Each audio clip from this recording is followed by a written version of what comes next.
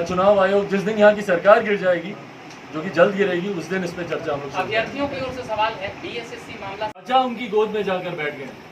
भाई ये वही व्यक्ति हैं, चाचा जी को ये याद रखने की जरूरत है, जिनसे पापा निरंतरता में परेशान थे। ये वही व्यक्ति हैं जिन्होंने पापा की जयंती के दिन, आप जिनकी गोद में जाकर बैठे हैं चाचा जी, ये वही व्यक्ति हैं जिन्होंने पापा की जयंती के दिन एक ट्वीट तक करना जरूरी नहीं समझा।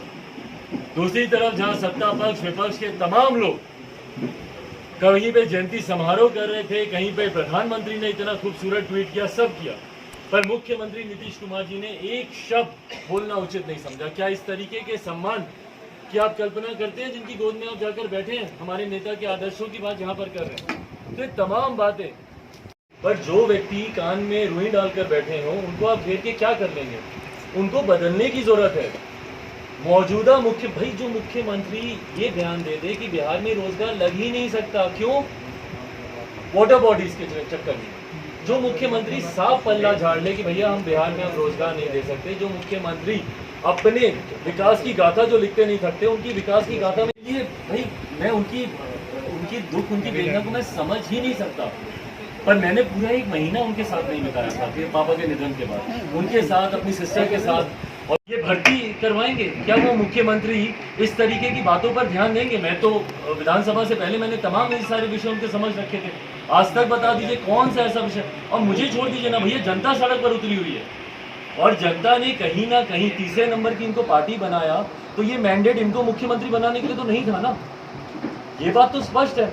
अब भले वो प्रधानमंत्री नरेंद्र मोदी के आशीर्वाद से मुख्यमंत्री बने हो या अनुकंपा पर बने हो या परिस्थिति वश बने, ये बात तो स्पष्ट है ना कि जनता पर जाकर इनसे भी, बड़ी माँ से भी आशीर्वाद लूंगा और अपने परिवार के जितने सदस्य हैं, मुझे खुशी इस बात की है कि हाँ, मेरा ये परिवार मेरे साथ है। जब एकदम अपने करीबियों ने आपको धोखा दिया, पर कई ऐसे और परिवार के लोग हैं मेरे, जो आज की तारीख में मेरे परिवार के कुछ नाराज लोग भी थे, मेरी सिस्टर और जीजा जी, मुझे खुशी है कि वो सब भी आज की तारीख में इस कठिन घड़ी में मेरे साथ खड़े हैं। चिराग जी, आप सभी लोग दिल्ली चले जाते हैं, विधायक आज मंत्री होता दिल्ली में, मुझे बस इतना करना था कि 15 जो सीटें दे रहे थे मुझे उसमें हामी भरनी थी, नीतीश कुमार जी के सामने नतमस्तक होना था चाचा की तरह, अपना Bihar first, Bihari first agenda एक तरफ रखना था, 7 निश्चय की वाहवाही करनी थी और बोलना था कि यही मुख्यमंत्री हैं जिनके रहते हुए भ्रष्टाचार नहीं हो सकता, जिनके रहते हुए अपराध नहीं हो सकता। ये सारी बातें करनी थी। 2 मंत्री मेरे बिहार में होते और मैं केंद्र में मंत्री होता और मुझे कोई तकलीफ नहीं होती। पर ये संघर्ष का रास्ता मैंने खुद ही चुना है, और अब जब चुना है तो इसीलिए चुन पाया हूँ क्योंकि संघर्ष करने के लिए तैयार हूँ। कोई एक व्यक्ति मुझे बिहारी यहाँ पर मिल जाए जो ये बोले कि भैया कोई भी कार्य हमारा बिना घूस के होता हो, कोई एक आदमी मिल जाए बोले कि हाँ भैया हमारा ये काम था, सरकारी था, हम गए टपाटप हो गया, या हम गए ऑनलाइन भरे हमारा काम हो गया। एक काम जो बिना घूस के होता हो, 7 निश्चय की इनकी एक योजना मुझे बता दें जो बिना घोटाले के, बिना भ्रष्टाचार के चल रही हो। और यही सारी बातें मैंने विधानसभा के चुनाव के दौरान भी यही सारी बातें उठाई थी, और इसी का बदला मुख्यमंत्री नीतीश कुमार जी मुझसे ले रहे हैं। और मुझे कोई दिक्कत नहीं, आप लीजिए। अगर एक बच्चा आपको परेशान कर सकता है तो मेरे लिए इससे बड़े गर्व की क्या बात होगी भाई? आपका जितना राजनीतिक अनुभव नहीं है उतनी तो मेरी उम्र होगी, और आज आपने सारी चीजों को एक तरफ कर आपने सिर्फ और सिर्फ टारगेट क्या किया कि कैसे चिराग पासवान को कम किया जाए। इसके लिए आपने अपने खुद के नेताओं की बलि दे दी भैया। चिराग पासवान को नीचे दिखाना आपके लिए इतना ज्यादा महत्वपूर्ण हो गया कि आपने अपने खुद के नेताओं की बलि दे दी। वो तमाम नेता जिन्होंने दिन रात मेहनत की मेरे परिवार को तोड़ने के लिए, आज मंत्रिमंडल का जब विस्तार हुआ तो सब मुंह ताकते रह गए। आरसीपी जी आके अकेले शपथ लेकर आ गए। भाई कोटा था ना आपका, वो कोटा आपने किसको दिया? आपने दिया चिराग पासवान के परिवार को। क्यों? ताकि चिराग पासवान की हैसियत को कम किया जा सके। पर एक बात समझ ले मुख्यमंत्री नीतीश कुमार जी कि यहीं से अब इनकी उल्टी गिनती शुरू है। अब वो दिन दूर नहीं है जब पुनः बिहार में मध्यवर्ती चुनाव होंगे, और ये बात 10 नवंबर 2020 को जब परिणाम आए थे उसके तुरंत बाद 11 नवंबर 2020 को ऐसी एक प्रेस वार्ता में मैंने कहा था कि 1.5-2 साल से ज़्यादा सरकार चलेगी नहीं।